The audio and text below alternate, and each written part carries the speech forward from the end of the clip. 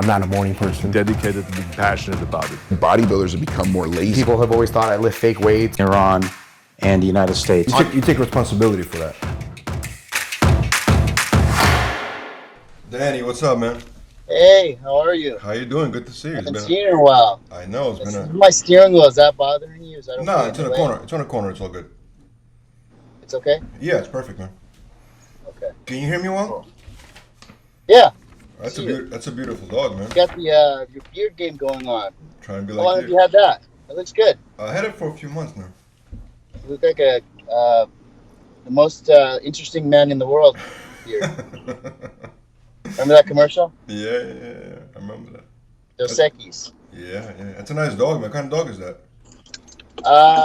He's a mix. He's a half, wiener dog, the long ones, and he's half Min Pin. The dots. I mean the miniature pinchers. But he's 14 years old. He's been everywhere with me. He goes inside the gym, in the car. That's awesome, man. Nice color. Yeah. Nice color, yeah. He's a good boy. Good boy. Oh, it went really dark. It's weird. What happened? No, I can see you great. Oh, your picture's going dark. Everything's good on our side, man. So, Danny, last time I saw you, we were in LA, remember? And we did an interview. Yes. It was in 2020, right before the pandemic. Pre-COVID, yeah.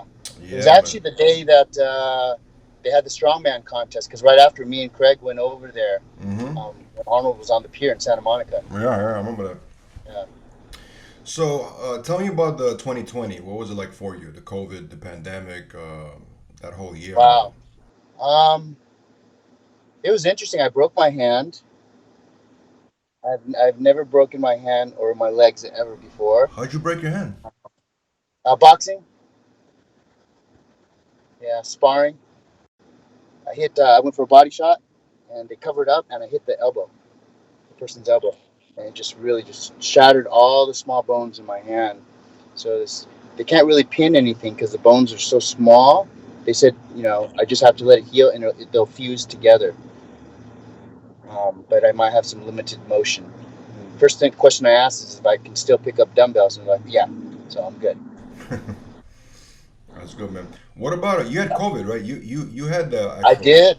I had COVID 3 weeks before the Olympia, and usually, my prep is always very difficult, especially getting that close to the show, because you're restricting so much your increased energy, and so you're very susceptible to your immune system being low because you're so depleted, and being that low in body fat, and so But I knew something wasn't right because I've done so many shows over the last 30 years. It was like, this one is just, either I'm getting really old and this is starting to make it hurt much more, or, it's definitely got to be COVID. And so I ruled a bunch of things out. I added more carbs. I did less, cardio. I shortened my workout, thinking it's going to help me feel a little better. But it just kept getting worse. And I realized when I had shortness of breath, I said, okay, I have COVID.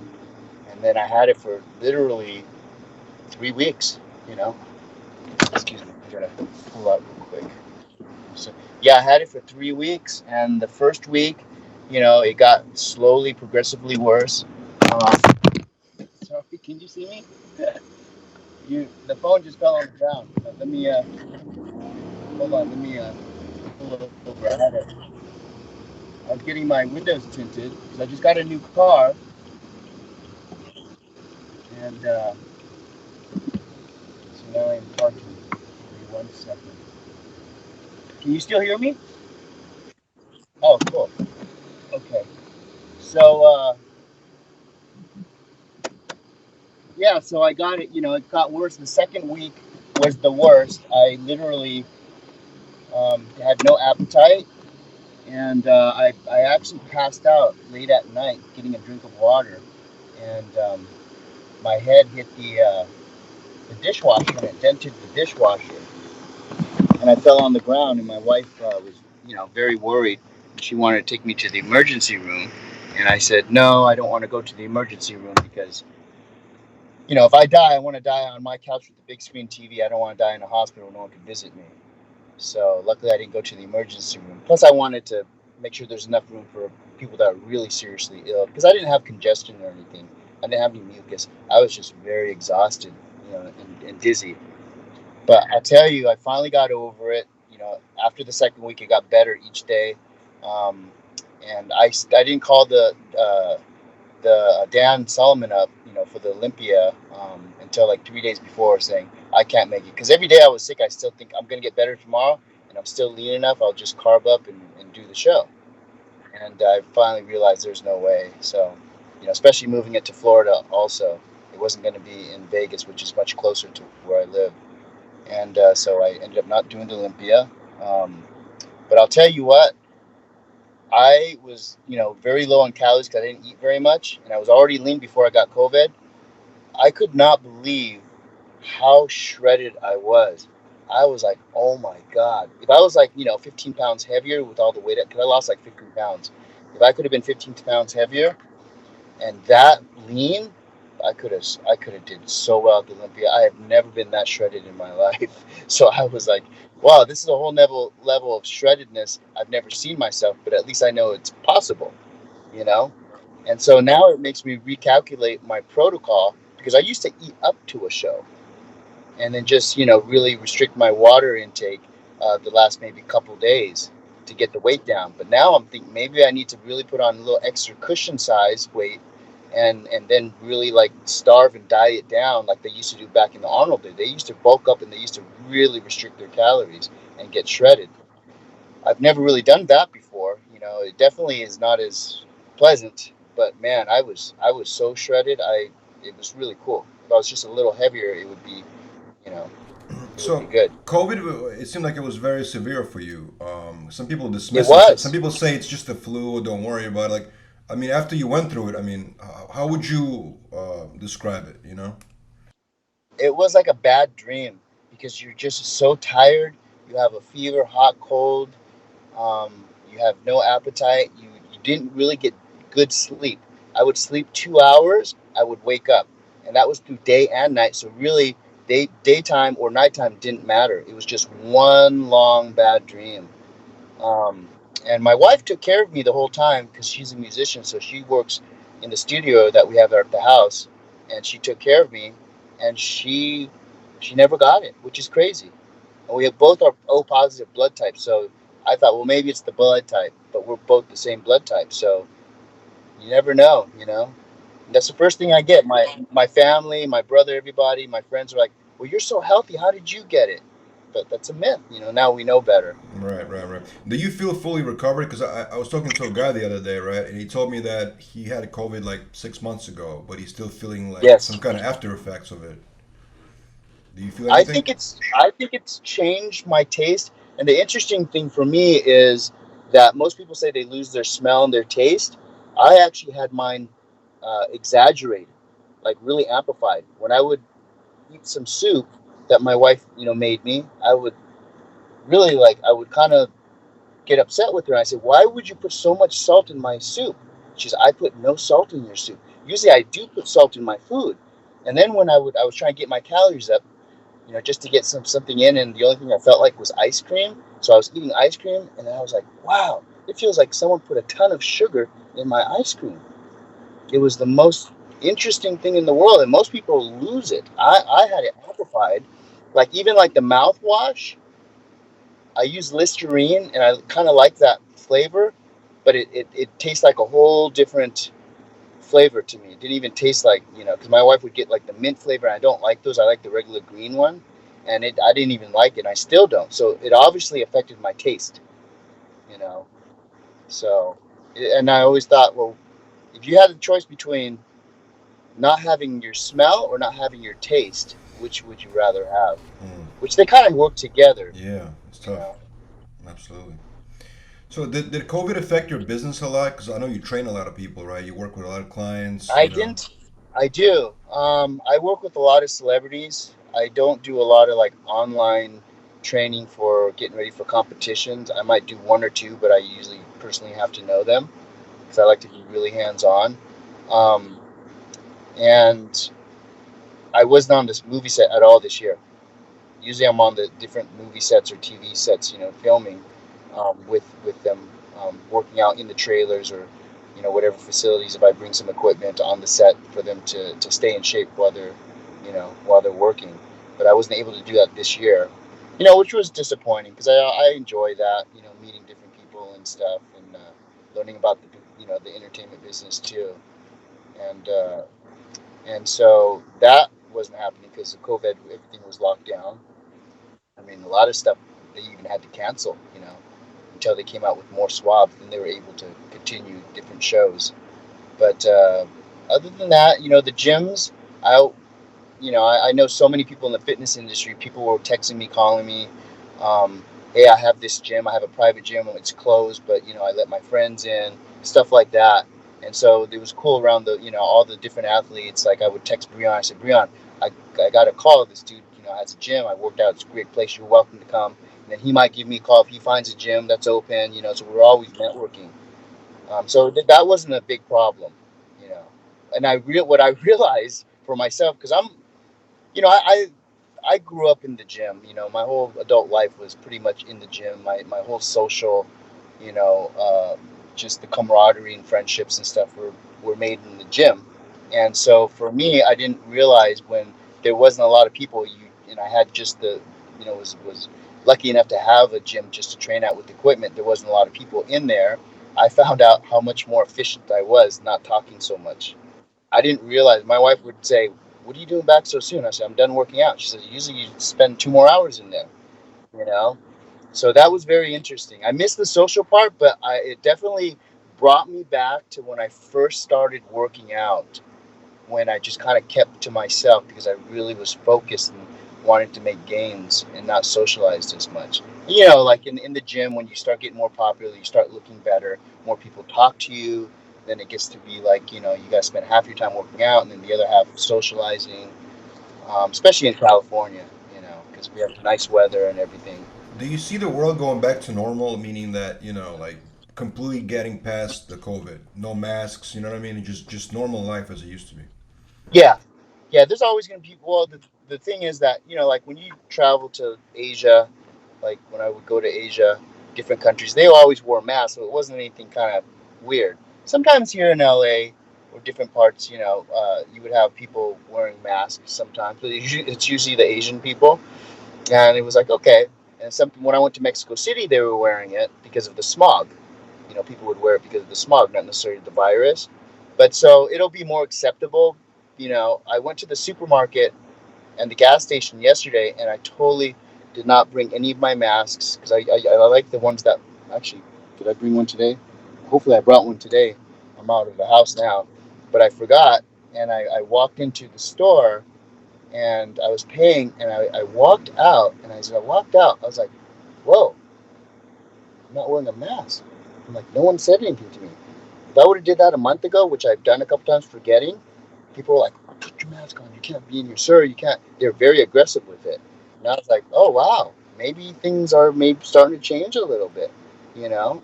So, but you'll always see the mask, and I think it's people aren't going to look twice at it. So it'll be people wearing masks, not wearing masks. Um, but definitely, like we're doing now, this is getting um, more. You know, everyone's doing it even with business and stuff. So training people, I'll be with some of my friends and they'll be training people while I'm hanging out with them, talking about people's diets. So this is happening a lot more. They're talking about the workforce is changing. A lot of people are getting more results done. The companies are saying that they're finding out that they're actually getting more productivity and they're getting more work hours from their employees rather than going to their job, doing their work, and when they leave, they don't do anything with their work anymore. But when you do it at the house, you actually end up putting more hours in to your work than you did when you had to go to a 9 to 5. So I guess the big companies are winning on that part. So I think we just have to train ourselves now to separate.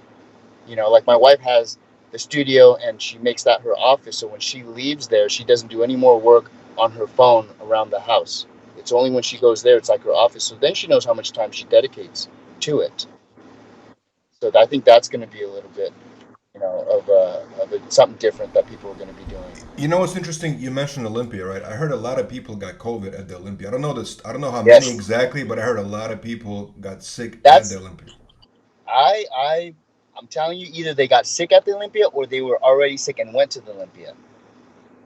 I really feel that, because if I would have got it a couple of weeks later, I might have felt kind of not as well, and it contributed to maybe just the contest prep, and possibly have gone to the Olympia, and then it would have hit like even more so as the Olympia went on and after. I could totally see that timing for sure. Because all the athletes are training hard and their immune systems are really low. And then you put COVID in the mix with, a very big population, which they're not really used to, because Florida is a lot different. They're much more open than a lot of states. So I definitely would agree with that. That had a big contribution to it. But other than that, everyone looked great, and it could have been a lot worse. That's for sure. You know. So how did you feel about the men's classic physique results and what you saw, what you witnessed? I don't know if you saw the actual show. You probably saw the pictures I did. later. Yeah, I think everyone looked incredible, and it's so inspiring to see people progress so much more. I and it's bodybuilding. That's the thing with bodybuilding. It's such a subjective sport. I mean, look at all the guys that never won the Olympia that were icons: Flex Wheeler, Chris Cormier, Sean Ray. I mean, so many guys had incredible physiques, and Kevin Levrone. They never won the Olympia, but you'll never forget their physiques, what they brought to on stage. So that's how I feel for me, because for me, Mr. Olympia, other than maybe I would have to say Lee Haney, you know, for me was like something to aspire for, because I just felt that was my subjective opinion of what I feel was a really nice physique that I could try to, emulate. But the others did nothing for me. It was the other guys that I could really relate to more, and inspired me, that were on the Olympia stage but never won. So that's how I look at it. I was very fortunate to actually won the first one. So in a way, I feel like I'm the grandfather of this division. So I really wanted to really try to stay as true as possible, but also take it to the next level. We don't necessarily have to stay back in the day where people were kind of softer, and I want all the best attributes from all the different divisions. I want the swag of the men's physique, and I want the the 212s, just the density, and having to make the weight, and then the open, of course, just the wow factor, and then the classic brings in the whole artistic, you know muscle and movement and motion with the posing aspect of it. So I want to incorporate all of it. It doesn't have to stay just your basic classic, because it's got to evolve. As long as it stays healthy, that's really the big thing. And I try to tell a lot of the younger guys, it's like, if you have potential, there's no rush. There's no rush. If you felt you took maybe fourth or maybe eighth or whatever, man, the next year you could take first. Who knows? Look at Terrence, great example. He just kept plugging away, he didn't get, he's such a nice guy too, and he's so positive. He loves the sport. And that's when you love the sport and you're doing for yourself, not necessarily to get a trophy or to win. You put so much on that, you're going to burn out, man. You are going to burn out. It's going to really affect you. So for me, I won it at 47 years old. I was doing my thing. I was on the covers and everything in the 90s, and I retired to do open up gyms and stuff like that, because I felt people were getting too big and there's no way I'm going to chase that. And of course the Classic came around. That's kind of what I was known for. So I jumped back in the mix, and, and it happened to end up, very fortunate for me. And so I just want people to know your time will come. Just keep improving, because if you were to win early and it wasn't your best physique, that's going to be your picture of what you were as Mr. Olympia. And you might even improve way better, but you might not ever win it again. So take your time, because you want to win it when you have your best physique, and because that's what's going to represent you. A lot of people talk about Chris Dickerson being maybe one of the worst Mr. Olympias. He won Mr. Olympia, and I've seen him at shows where he looked way better before and after the Olympia. So his picture when he won Olympia wasn't necessarily his best. So Chris? Danny? Chris Dickerson, yeah. How's he doing? I heard he was sick, like a couple of years Yeah, ago. I haven't talked to them lately. A lot of these guys, especially with the COVID, I wanted to actually go visit Frank Zane, but just out of courtesy, I know, um, you know, being older and stuff, you want to not really let them worry about it and feel obligated that people have to meet with you. So um, hopefully in the next 6 months or so, I'd like to get around and start visiting people a lot more. You know, I talked to Samir a lot, Samir Benoot. I'm doing an interview with Samir tomorrow actually, and Oh, cool. Tell him I said hi. I'm gonna ask him about the 1980 Olympia when Arnold jumped back on the stage and everybody just kind of like rebelled against him. You know what I mean? I'm gonna ask him about. I want to know about that actually because he was there. He was competing at the time also. Yeah, that's amazing. Yeah, Samir's physique is just amazing. I honestly have to say, I don't know if he would have made the classic division. Very close, I believe.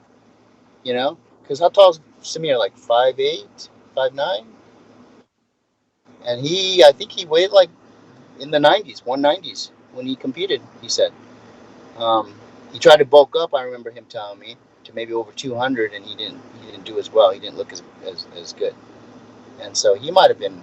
I mean, man, if he would have been able to make the classic, he hands down, I think he'd be one of the best bodybuilders ever. Yeah, he's fantastic for sure. So For that size, his physique was so complete. I remember last time we spoke about Breon and Chris Bumstead, right? And sort of like who's gonna win in 2020, right? And you gave your answer basically like it can still be a toss up between the two.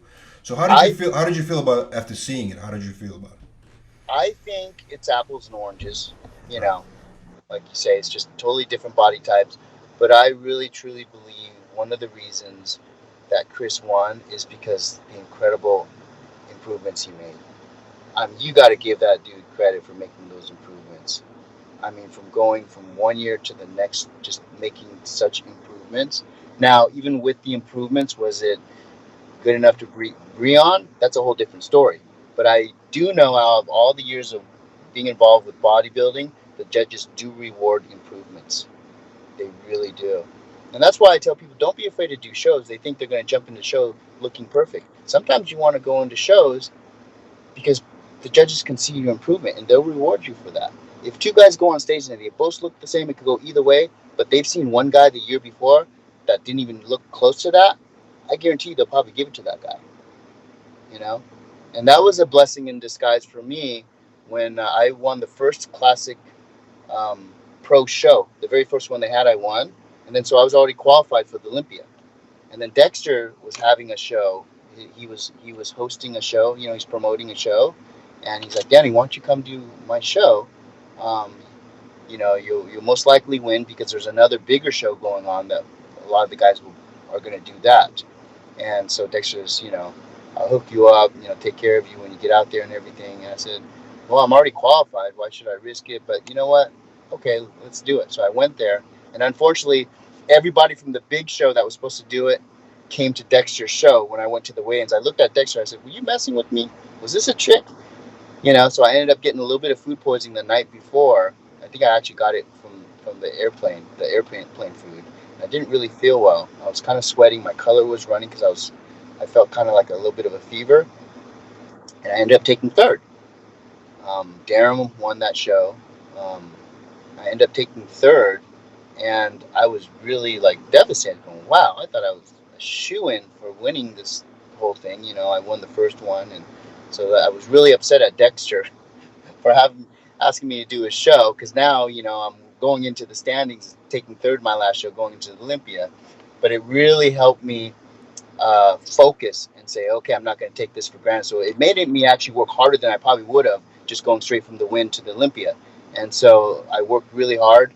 And I think one of the reasons that contributed to me taking first is because they got to see the improvements from taking third and how I looked taking first. Because I could see some of the judges that were on the panel when I took third, and they were there at the Olympia on the judging panel, and I could see their face going, wow, like, okay, you brought it this time. You know, so that really has a lot to do with it, I think, for Chris, his improvements. I want to get your opinion on the men's open division. Do you think Big Ramy winning the Olympia is now going to start a trend going towards a mass monster category? Everybody going to chase him in size, you think? I mean, the trend was always there. He didn't start anything. They're always going for that. When Sean Roden won, remember that was kind of like everybody thought it was going to go in a different direction potentially. Well, and also even when Brandon won, you know, even Brandon's not necessarily a mass monster, but he had a very Brandon and Sean had a very aesthetic, pleasing physique. Big Ramy does, but his body parts are so exaggerated. He looks like a cartoon. But in my opinion, if I was a little kid looking at it, and you were to say, hey, which one's Mr. Olympia, I would probably pick Big Ramy because he's so freaking cartoon looking. But as far as the artistic part of the sport, the aesthetics, that's to me like apples and oranges, and I prefer the other. um, I think Big Ramy could still have a beautiful physique even if he downsized a little bit, even on his quad sweep and just certain areas, because he has a small waist. I mean, he's not blocky, by any means, and he's just about getting in condition, and he got in really good condition. That was always his weak point, is his conditioning. I actually think if he comes in with that conditioning and even like chilled out a little on his quads, in certain areas, he'd be even more pleasing. He, would still win. Hmm. So you But can't forget. if you were to compete against him, right? Like if you were in an open division, right? What would be your strategy of beating him? Would it be getting the size, or would it be just still sticking to the condition? Oh, it'd be about conditioning and posing. You look back in the early '80s, Muhammad Makawi, the Egyptian guy. He was like maybe 175 pounds. Beat Lee Haney like 4 times, and then Lee Haney soon after won the Olympia for like 8 times in a row, and he was only 5'5". So, but he won. He beat Lee by just the detail and the presentation.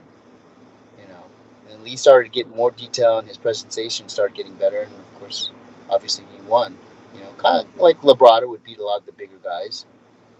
You know, so, but it definitely is about not just detail but presentation, because you look at Rich Gaspari, brought incredible first guy to probably bring shredded glutes. So his conditioning was there, but his presentation wasn't as smooth as someone's like a Lee Labrada, or even a Sean Ray. So that kind of hurt him in a way. I see what you're saying. So you Um, need both. You need both. what do you think about the new school of bodybuilders? Like, for example, Nick Walker. I think he's going to be like, he's the rising star already, but I think he's going to dominate soon. What do you think about guys like Nick Walker, Or Hunter even Labrada, Labrada. Yeah. Hunter Labrada, right? No, their gains are incredible. I watched, especially Labrada. I knew him when he was just a little boy with Lee when Lee would come to Gold's Venice. And it was just amazing. I used to question like, wow, why would Lee want to get his kid into this sport? Because number one, to go to the Opens these days, it wasn't like Labrada, where you could take second at the Olympia at his size, no matter how incredible you were with detail, and we're talking about posing. It's just not really going to be realistic. Um, and of course, his kid has genetics for size too. Unlike Lee, he was just a little bit different body type, but he's still very symmetrical. But man, the gains that they're making and the quality is just amazing. I think once they nail their protocol at a show, as far as the last few days, last week or so, getting ready for a show, um, it's going to be amazing, because I like them a lot. Their look a lot better, maybe a month or so before the competition. Getting ready for competition on stage is like, wow, if you would have just put color on, just cut a little bit of water and went in like, on some of his YouTube stuff, he'd do way better. So I think, getting more experience on the stage too is going to help. But yeah, the improvements they're making is good. And hopefully with social media, we're getting a bigger pool of bodies in, that maybe would have did something else. Um, but it's not like there's anything special that happened, any new drug or any new training technique or food or anything that's changing it. I think there's just more people getting into it, so you have a bigger gene pool coming in. But I Um, like it. what is the biggest advice you would give to a men's classic physique competitor in 2021, specifically right now, currently? What's the number one advice you would give to somebody who's either getting into the division or already competing in it? I would say just make sure, with the COVID and everything, things are very unsure. Keep your fitness. Um, just keep that and try to do as much as you can consistently, because life could be very inconsistent right now. But also don't forget your relationships, because it's about everyday life too. It's one thing to get ready for a show and be on stage, but you have to be happy, because if your life is not happy, when you look back at your career, you're looking back at your whole life that affects it, not just how you looked on stage or that. I look back on my career and I look like, hey, all the different times of how pleasant it was and all the people I met and stuff, and make sure I wouldn't look back and say, oh, I did great at that show. But that whole year, my life was a mess. My finances was terrible. My relationships was terrible, because it's all about memories and experience. And so I want to tell them to really put your fitness first and just get consistent with it. Just do the minimum so you keep progressing, at least not sliding backwards, staying the same or progressing. But make sure you really get your infrastructure. Just like war, when you go into battle, you want to make sure your infrastructure is very strong. You're not going to United States is not going to go against, China or Russia against a war if we're really weak. That's the worst time to go to war. Make sure you have your infrastructure strong, your relationships, your work, your finances coming in, so you don't have to stress, because it's just going to make you that much better improvement. Because if you go in half-ass and you go into the show, well, you just kind of did that show in a way not your full capacity, and you're putting all that stress in your body with your hormones and food and spending that money and not doing as well as you should. You're better off just working, taking that energy, putting in your infrastructure to build that strong base, and then hit a show maybe even the next year. Then you're actually going to save yourself. Because for me, your body's like a car. I could have a Ferrari that's a 98 Diablo, and then I can have a new Ferrari now. But I'm the new Ferrari. I'm just grinding the gears. I'm going uphill. I'm just like really abusing the engine, and barely driving. And really keeping maintenance on the older Ferrari. Well, guess which Ferrari is going to last longer? And which is going to perform better. So that's really what it is. So every time you do a show, ask yourself, because that show is going to really wear on your body, because you really have to make sacrifices on it. So why are you going to put the mileage on your body if you're really not going to do well? So really, you got to make sure you have that, what they say, return on your investment. So be mindful of getting ready for shows. If it's not something you can really have a strong infrastructure and do it right, you should maybe wait, save yourself. Now, you've been in the industry for a very long time, right? Yeah. You mentioned finances, right? What's the right way to stay financially stable in this industry? Because did you ever have a rough time You mentioned you had a rough time financially. Like, what's the right move? Like, how do you make money in this industry? Because a lot of people say the contracts are gone, this is gone. You know what I'm saying? So how to sustain? It's there's both. There's positive and negatives in both, back in the day and today. Because back in the day, you had some contracts, and usually the companies were more loyal and you could stay longer. But we didn't have social media. Now you lose a sponsor, it's very fast to get another one, because there's so much competition. There's so many clothing companies. You know what I mean? If you're fortunate enough to get with some good top ones, it's not too difficult to get with the other ones. You know, so in that part, it might not be as much as some of the contracts like Weeder or EAS or Metarex or some of the companies I was with that paid very well. I got paid more than a lot of the pros back in the day and doing covers and everything. Now there's really not a lot of covers. That doesn't hold a lot, because they don't do that anymore. It's all digital.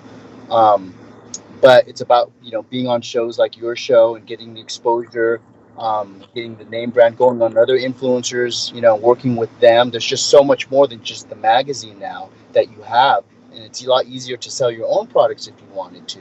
And there's a lot more companies out there looking at you, so it's about really representing yourself in a good way, and sharing and trying to get on as many things. Like back in the day, it was like, oh, you had a photo shoot, okay, you go. So I will always stay in shape. Now it's even more important to stay in shape, because at any moment, you can get a call and say, hey, Danny, take your shirt off, let's see how you look, stuff like that. And if you're not in shape and just using old stuff, it's a little bit harder to market yourself and keep relevant, because that's the thing about today is you have to be really in shape to be relevant at the moment, because it's very fast. They want the next thing. Last year, oh, that's how you look, whatever. How do you look right now? Oh, how do you look? Oh, last 6 months ago, how do you look right now? You know, that's what's going to sell it for the companies. But for me, I always had a strong base. I was just talking to this guy, a good looking guy. He's probably like 20, 21. He was going to school, business school in Pepperdine. Great physique. And he was asking me, he only has 10,000 followers because he's been, involved with his school and stuff. Real smart guy, going to business school. And I said, listen, you got plenty of time as long as you take care of yourself. But you want to get your infrastructure, your base really strong. Go to school, finish it. So then you're doing it because you want to do it, not because you have to do it. You have to really hustle and be stressed out, because that does affect the whole game of how you just look at the sport in general. A lot of guys think, man, I'm going to do crappy at this show. It's going to affect my pocketbook. They get really stressed. But if you have a strong infrastructure, you can go on a show and they can give you laughs, whatever. That's fine. You made a lot of friends. You'll get better. You get feedback from the judges. But it's not really like something that, shit, now the sponsor's probably going to drop me, because I didn't do that well. So if you have a strong base, like for me, I was a registered nurse. I went to nursing school, and then I was a correctional officer. I worked in a maximum security prison. So I didn't know that about you. You did? You were the corrections? Yeah. Law enforcement. My father was CIA. He worked for the CIA. Yeah, I my remember younger brother, US. Yeah, my younger brother's U.S. Marshals, and he worked homicide sheriff's department. So for me, I always know I can go back to those things. I actually thought of maybe doing something with my nursing with the COVID when they had shortages of nurses and stuff. But my wife was a little worried. It's worried about me about doing that. I don't, it's not really need to take the risk if I didn't have to. Right. But it's a different hustle now, right? Because it's a different hustle right now when it comes to the fitness. Because I was talking to Paul Dillette, right? He told me he would go to Expo. I used to train with Paul. He would go to Expo and he would go to Expo and just sell photographs to the fans. You know what I mean? And make thousands of dollars just from that. You can't do that anymore. Yeah. Nobody's gonna buy your photo. You can see it on Instagram. You know what I'm saying? You can, I guess, if you want to. I mean. Well, you know what I mean? It's a different world. You know what I mean? I think Lou Ferrigno still does. Probably. Probably. Yeah. But there's other ways to make money, Right. That's the beauty. Like a lot of times when I negotiate with different sponsors, okay, number one, you can get guys with high numbers, but it doesn't necessarily. It gives you more eyes on your product because their fan base sees your product, but it doesn't necessarily give your product credibility. So there's two sides to it. You have people with high numbers, but then you also have people that have achieved stuff. And achieving stuff, if you tie it in with the company, it gives the company credibility. You see what I mean? So you'd like to preferably have both. But with me, I'm a little old school, so I don't have the numbers like the younger guys, but I do have the credibility of being on magazine covers and being an OG in the sport, and just the relationships I have with so many. I can call up people that own different companies or anybody and take a meeting with them, and I have goodwill with everybody, because all through the years, I feel my brand is to really connect people. This person knows this person. It might not be anything in it for me, but I'm going to connect you because I have good relationships with both of them. If they do well, maybe they can help me in some way later on. That's always how I've been doing things for the last 30-something years. And so it's really about having a strong base and marketing yourself in a positive way. Not in a fake way, but just letting people know that a lot of people, because I don't like this sport being called a selfish sport. I've heard that my whole entire career. It's a selfish sport. It's a selfish sport. Sometimes when you get desperate, then it can be a selfish sport. But if like the more you give, I'm fortunate to be raised in California. So for me, things aren't expensive. That's just how it costs. If I came from a different state, I definitely can see how much different it is. Just like we got a place because my wife signed a managing deal because she's a recording artist with a recording label. So now we're going to be doing a lot of work in Vegas. So we're just getting a second place. We're going to keep the place here in Cali, and we're getting a second place in Vegas. So I'll be going there a lot. And it was really nice because a couple weeks ago I went there for Jay's competition. Yeah, he promoted a competition, and I stopped by Flex Lewis's new gym, the Dragon's Lair, and Flex gave me and my wife a free VIP membership. He does that for all the Olympia winners, which is really nice. He wants to try to make that the new mecca over there, which is cool. And then Hide is opening up a powerhouse over there, so I'm excited for Vegas. Yeah, so Vegas used to be a good spot for training, and all of a sudden it just went downhill. There's nowhere, good to train except for maybe one place or two places. But now it's starting to be like the people involved, the athletes are starting to get involved with the fitness, gyms and stuff. And so that's really cool. And so for me, it's about just helping other people, like what Flex did, is giving the free memberships to the athletes. It's just really spreading the goodwill. And a lot of the athletes, if you're doing well, it's not a selfish sport. It really isn't. It's when you get desperate. It's when you move from another state and you're trying to make ends meet. And I see it all the time for years, especially in California. It's hard to pay rent and have food. Then you get very selfish. You get your integrity might take a back seat because you need to get ahead, you need to win the show, you need to make more money and this and that. Then it could be a very selfish sport. You came here and did very well for yourself, and that's the thing is there's a fine line of being selfish and secluded, but also don't be afraid to ask for help. And that's the problem with a lot of social media. Everyone wants to front like they're doing so damn well. Well, if everyone thinks you're doing well, how are you going to get help? You know what I mean? So just be honest with people with a lot of stuff. You don't have to share your weaknesses and stuff like that, but there's a certain point where you don't want to floss like you're just killing it, because then people will actually start being the opposite with you. Oh, maybe Danny doesn't need this or that, when they might have given you a lead that could really help you a lot. But they assume you're doing well, so they're not going to give you the lead. I agree with you. That's a good point. Now, I was doing some research before this interview, right? And I found some cool videos of you. I didn't know that about you, but you invented some... The grapefruit? Not grapefruit stuff, right? No, what? I'm what are you talking about?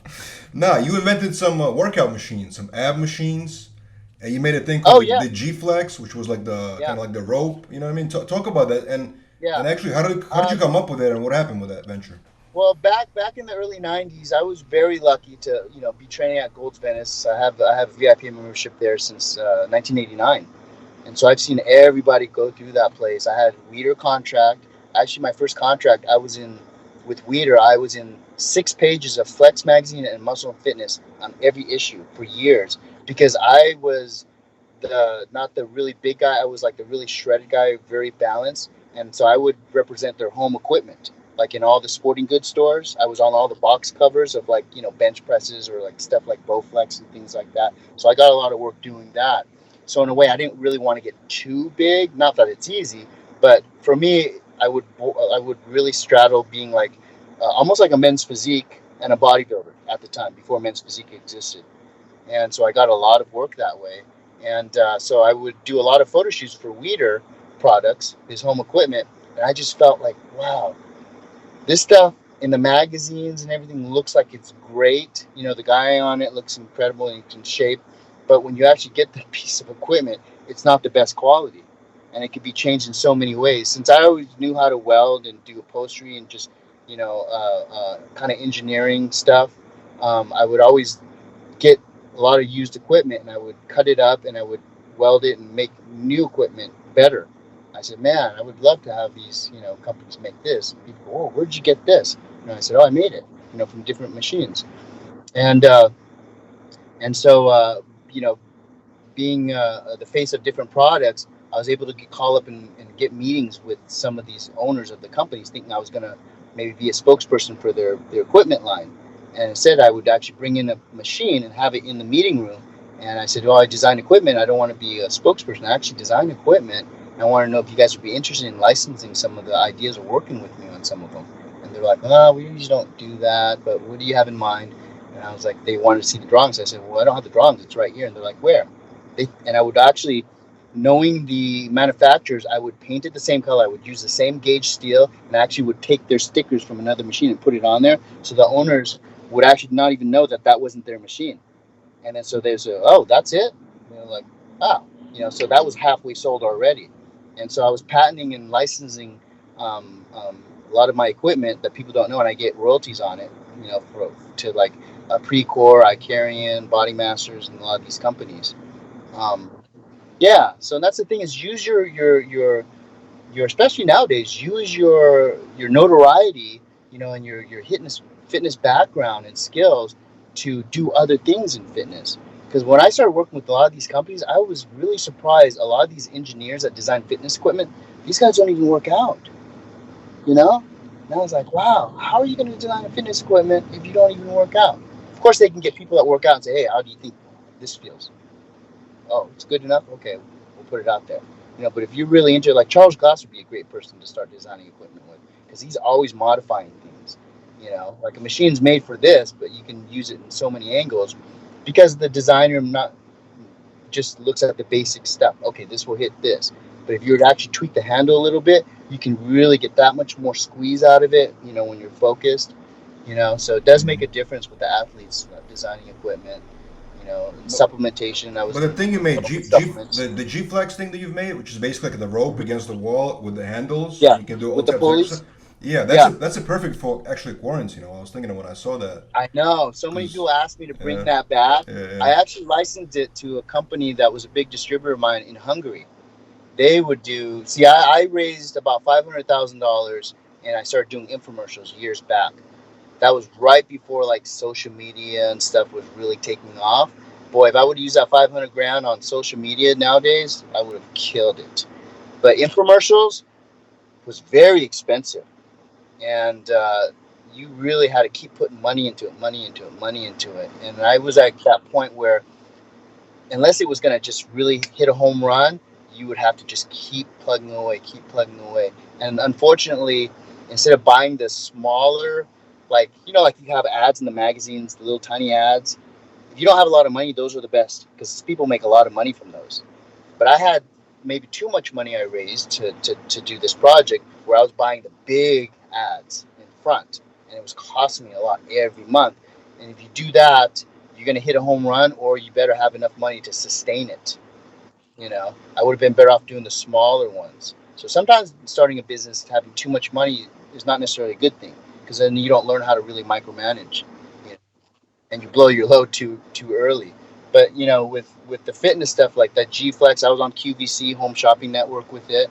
Something I invented in my garage, you know, and I was able to really get people to try it and kind of be curious about it because of what I've achieved in fitness and how I look. So you always want to stay in shape, because you're your own business card, you know.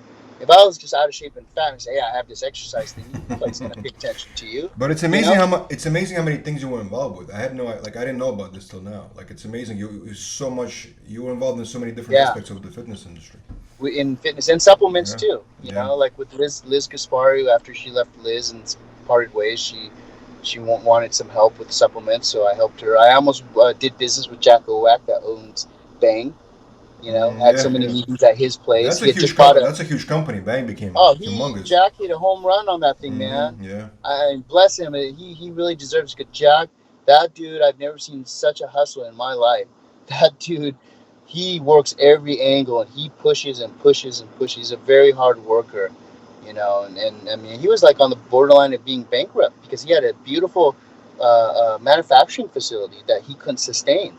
You know, he thought he was going to get all this work from other companies and maybe, you know, private label a lot of stuff, but it was too expensive. And he used to show us every time I go to Florida, you know, to meet with him. He would show us the facility, and the only, you know, one or two products like Redline was really kind of keeping him afloat. And then but what Jack was really smart is he believed in himself in so many ways. Like, he spent money on all these crazy names, Vibrate. It was all kind of sexual too, now that I think about it. And then Bang, you know, he trademarked all these names. He's like, I have a list of all these names we could use. I'm like, going, what are we in the porn industry? We can use this for supplements? But who would have thought, right? This is what I was thinking when I would meet with him. And he had really good flavor profiles, I have to say. Everything else was like, you know, everyone says, oh, we have this. It's the next newest technology, and this company doesn't use this. Blah, blah, blah. It's already, you just need the basics where I'm concerned, just amino acids and protein and, you know, glutamine, stuff like that. But he really spent his money and did research on flavor profiles. I mean, he tried this one. He was so excited about it. He says, I don't know what we're going to put it in, but whatever we put it in, it's going to do really well. And he was right about that, because people a lot with the taste, and he did bang, and man, he hit it out of the park. He killed it. He literally invented his own genre because it didn't exist. You know, I'm with Rain now, and Rain's an incredible company, good people, and the product is a great product. It doesn't have creatine in it, which I kind of like, because too much creatine for me just makes me a little bloated. So I could drink it more often than if I was to drink Bang. You know, they're both good products, but I'm with Rain, and I really like their flavor profiles too. And that's the thing is you always want to, even if like a lot of people, oh, this company's not going to pay me a lot, you know. I said, well, but do you have a clothing sponsor now? They're like, no. I said, take it so you have something now. Show them that you could work really well, because that person in that clothing line that maybe is the manager of it, he could remember you, how you worked really well when they didn't have a budget and you were so cool and you helped them out. He might start his own clothing line and be a multi-millionaire, and he's going to call you and say, hey, you want to be with my clothing line? So it's an opportunity, not just what you're getting paid at the moment. Absolutely. You know? Absolutely. Very important that these athletes need to really realize that. I agree with you. I want to ask you a functional question. You know, summer's coming up. Everybody wants to get abs, right? Abs is like the most, probably the thing that everybody's intrigued by. They want to get it right away. But it's like, it's the hardest thing to get for a lot of people. You know what I'm saying? If you were to give the best advice for somebody who wants to get abs, is it dieting, or is it actually doing crunches and ab exercises, in your opinion, to get them as fast as possible? Well, dieting and cardio for sure. You know, you can't see the abs if you have fat over, no matter what you do. But there is ways to train abs where you can really bring and make them pop. Because what the mistake a lot of people make is they train the heck out of abs. Maybe they even too much weights and they use different movements, and their waist starts getting thicker. You don't want that. You actually want to do like old school vacuum, which is great for classic bodybuilding. Vacuum exercises. You want the abs to be really strong, like deep. I'll even do like sit-ups, where most people do the sit-ups starting from this position, like from here to here. I actually started from here to here. So I go past that.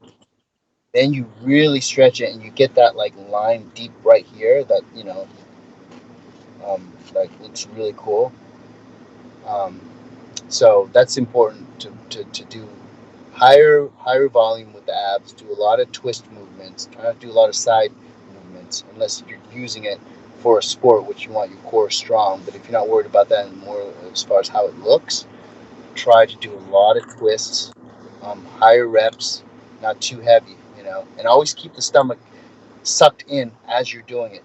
Don't do abs with the gut pushed out, because you're going to make that look like a turtle shell look, and you want the abs going inward this way. You want them deep in. You don't want them puffing out. So that's really important. A lot of leg lifts, you know, lower hip tilts. But definitely dieting and cardio should be part of that, a big part of that. Always. Yeah, it's going to be for everything, you know? It's going to be for everything. It's a totally different look. Even if you like get juiced out of the gills and you're not really doing your cardio and dieting as much, you might get leaner because you have more muscle mass, your metabolism, but there's still that little film. I mean, you're better off using a little less gear and really focusing on your nutrition and your cardio. You'll pop even more. Even if you're like 7 pounds lighter, 5 or 7 pounds lighter, you look like you're even bigger. So you get to save money on anabolics, and it's healthier for you, you know? So you have to find that fine line.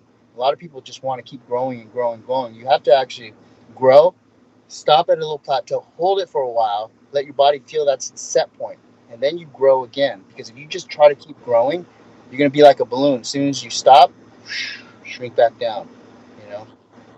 So when I work with people, how long have you been out of shape, or how long have you been in shape, or even fitness guys that want to improve? I said, well, how long have you been this weight? You look great right now.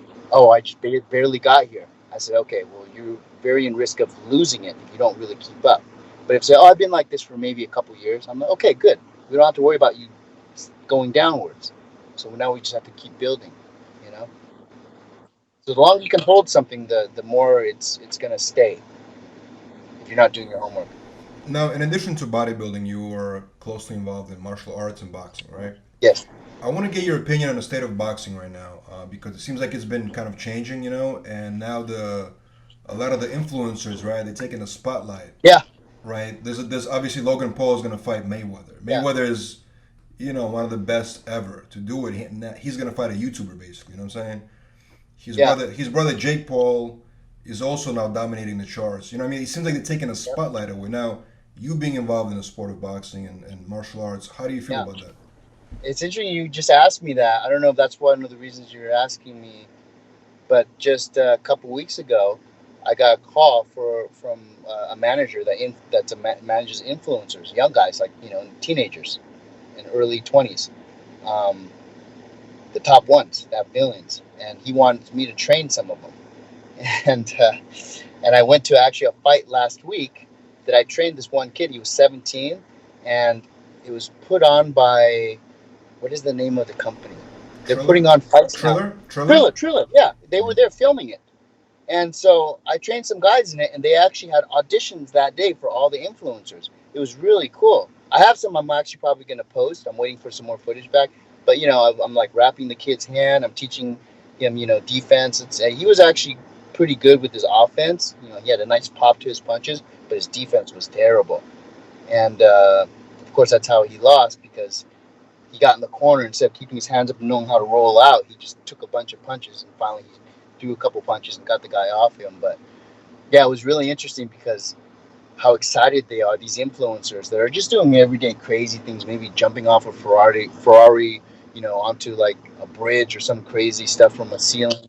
You know, now they have like some focus. They all want to fight. I saw them. A lot of them were there at that boxing match. It's And because of Jake. It's because of Jake Paul and Logan Paul. of Right? course Yeah, it of was, course. for sure, because they see how much money is in it. Young people always want to. They've always been interested in fighting and stuff like that. Anyways, why do you think Kimbo Slice did so well? You have all these street fights. Why do you think what's his name? Jorge Mas. I know him too. That just lost to the UFC to Usman. Masvidal. Yeah, he started off on YouTube doing street fights. That's how they got popular. So that's always been popular.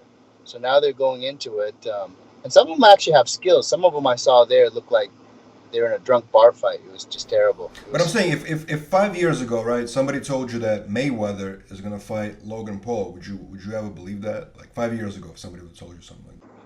No, but at the same time, I wouldn't have thought the reality show host would be President of the United States either. I mean, there's so many things. You know what I'm saying? I mean, we've known Trump growing up since the 80s. You'd never think that he'd become president, but, now I think The Rock's inspired to maybe run for office, a lot of people. But I guess you could say Arnold was the first one. I think if Arnold would have been born in the States and maybe moved back to Austria and then came back, because that's the only reason stopping him from being president. I think he would have went for president rather than settling for governor, because that was his only option, is governor first. But as a fan of boxing, right? As somebody who's involved in boxing yourself, how do you feel Yeah, about that? Do you feel like it's positive, negative for the sport overall? How do you feel about it? I think a lot of, anytime you have change, a lot of the old school guys that put their life and heart and soul into it, feel disrespected. I could see that's how the open bodybuilders were feeling when there's all these different divisions coming out, because it's breaking tradition. You know, but in the long run, I think it does help the sport. It really helps bring a lot more people. I mean, you were seeing all those kids out there, influencers. These guys have millions of followers, and they were so focused on me teaching them how to box. They were so into it, and which is going to translate into their fans being interested in it. And guess what? Now they're going to watch boxing fights that these guys would never pay money to go watch, on pay-per-view or anything like that. So it only helps the sport, long term. The short term, it feels a little disrespectful, you know, because it does take sacrifice. This is what you choose to do. Because I could have chose to do that when I was younger. I actually had a top boxing coach, Fernando Vargas. I grew up in Oxnard.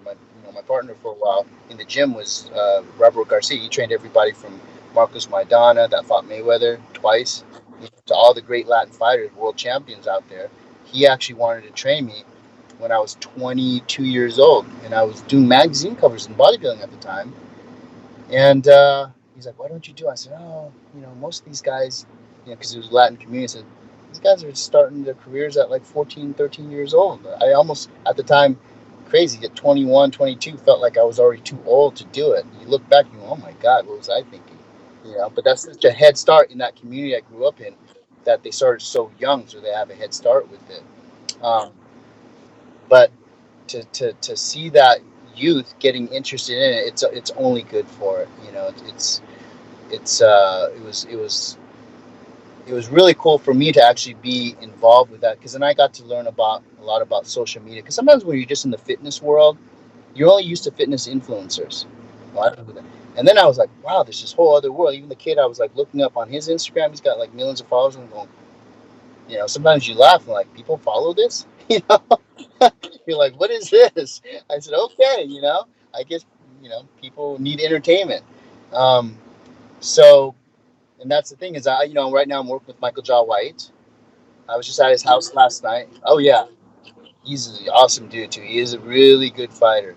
I had just broken my hand a couple weeks ago, and we were going to start doing a lot of posts of me, like, you know, having the mitts on him and everything. He's so fat. He's the real deal, right? When it comes to fighting, I know he's an actor, Yeah, but he he's really like the is. real deal, right? He really is. And he gets a lot of prop from a lot of the UFC fighters. Mm-hmm. You know, I think what's his name, Uriah, you know, the black UFC guy, just totally gave him props on social media as far as like teaching him kicks and stuff. Michael's an incredible athlete. You know, I mean, he's not young either, but he keeps himself really in shape. And that's the thing is youth is in how you take care of yourself. Someone that's 30 years old, they can have a body of a 60-year-old. You know, and so he's in incredible shape. He's always been a bodybuilding fan. You know, Troy Alves was one of his best friends growing up, and he was a bodybuilder, pro bodybuilder. Um, and he's actually got invited. I hooked him up with the Olympia people, so he's going to be a guest. Hopefully, hand out trophies and stuff if he has, you know, if his schedule's open to go to Olympia to hand out trophies and stuff. Mm-hmm. And I want to ask you I'm about. actually going to his. I'm going to train with him after this. As a matter of fact. Nice. Yeah. So speaking of Well, he's Hollywood, fast. speaking of Hollywood and actors, right? You know Chris Helmsworth, the actor Chris Helmsworth. Yeah, he used to train at Gold's. Uh-huh. Oh, nice. So he made comments recently, right? On the record, he said that he's not being taken as a serious actor in Hollywood because of his muscles and love for bodybuilding. He made those comments, you know, and what he meant by that is, I guess, as being as a serious, you know, actor, like in serious roles as opposed to action roles or whatever. He said that. How do you feel about that? And do you feel like Hollywood truly embraces the muscle look? Stallone won an Academy Award. How much better can you get at that? What's he known for? He's not known for his acting. He's known for his body. You know, um, it really happens to be with, you know, the acting game. I've been around it so long. It has to do with the project, and it's about the timing too. Like Mickey, I was training Mickey Rourke when he won The Wrestler. His manager David, you say, Danny, can you please tell Mickey to stop trying to get so big?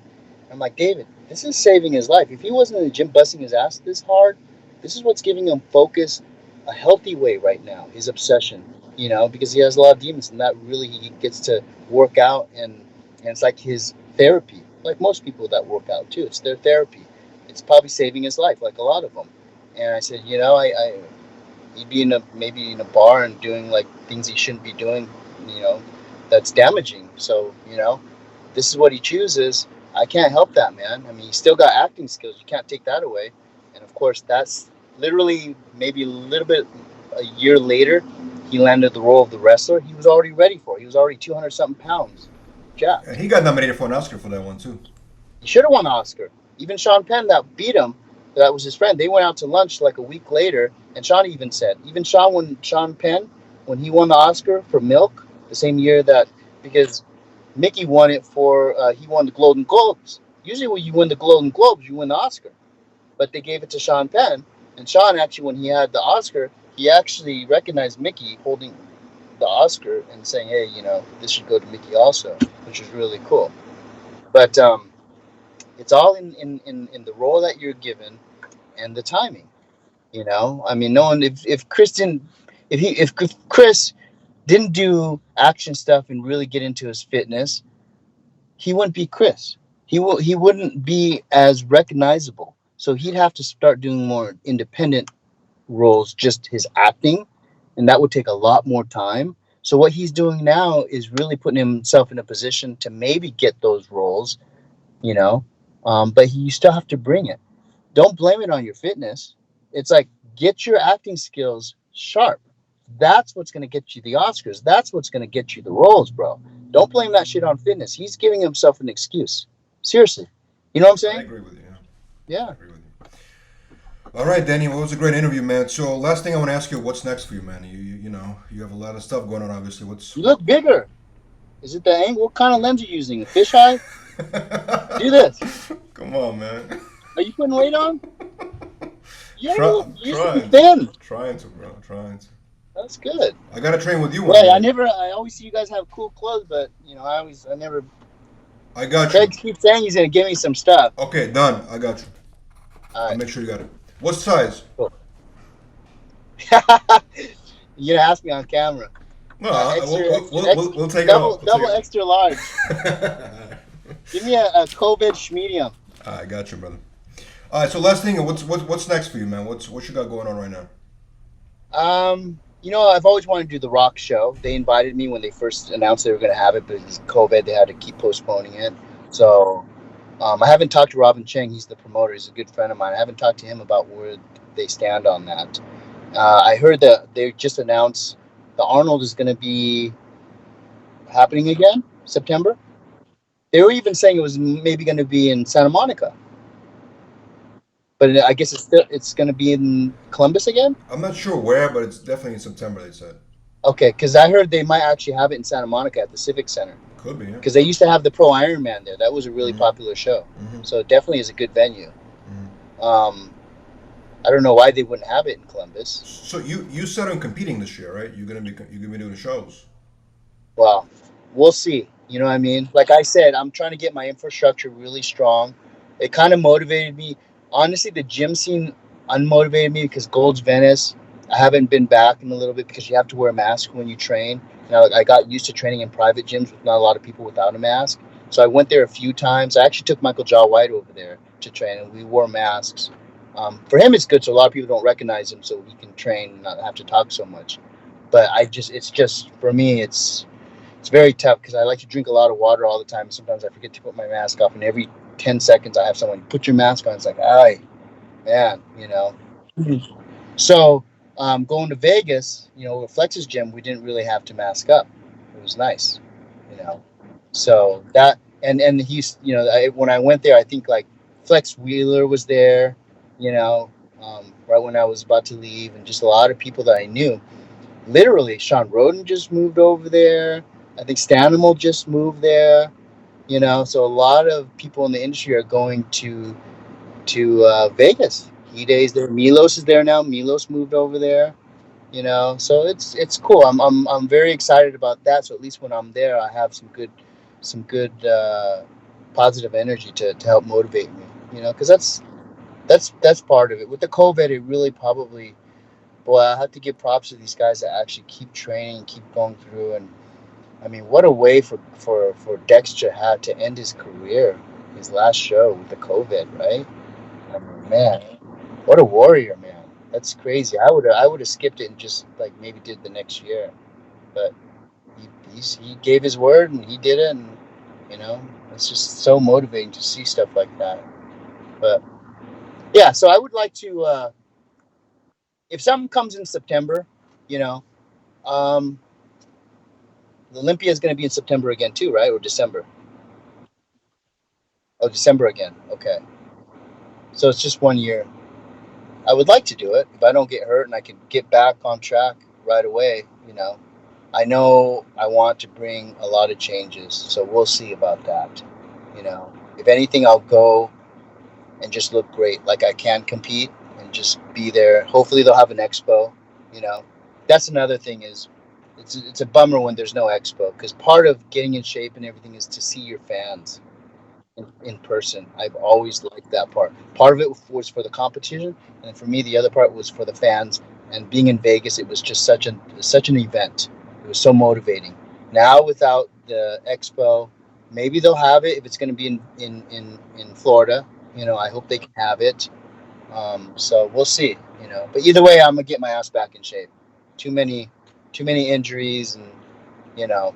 So I wanna get Michael in shape too. So we're gonna try to push each other because when he gets in shape, he has great symmetry, man. You ever see Blood and Bone? That's probably one of the best action with Scott Atkins. That guy's a great athlete too, and he's in shape, man. So yeah, fitness. We influence everybody, man. What we're doing in this fitness industry just influences everybody. I remember a long time ago, like early '90s, I was training at this gym, and this one older Mexican guy came up to me and said, "Hey, you have a lot of potential. You compete." And he showed me pictures of him competing. He was at the national level, but he was Stallone's trainer. He got him ready bodybuilding wise for quite a few years, which is really cool. A lot of people don't know, of course, Franco Columbu trained Stallone too, and a lot of people, but bodybuilders and fitness really influence the whole world. We're the epicenter. I tell people that all the time. No other sport. We're the epicenter of all sports. Football players, baseball players. You go to their house, you're going to see something bodybuilding that they're reading or looking at because they want to learn how to improve their physiques so they can perform better. Absolutely. Danny, thank you so much, man. I appreciate your time. Thank you, man. I'm glad I was able to get this Skype, so at least I know how this stuff works. Because usually my wife hooks it up for me. Yeah. She's gone right now. Yeah. So your girl is such a sweetheart. She's really pretty too, and she helped me kind of do this whole thing. Absolutely. So now, anytime you want Skype, just let me know. I'm ready, bro. Thank you, brother. Hey, great talking to you, man, and speedy recovery to you, man. Okay, thank you. All right, bro. Thank you, bud. Take care, Appreciate man. it.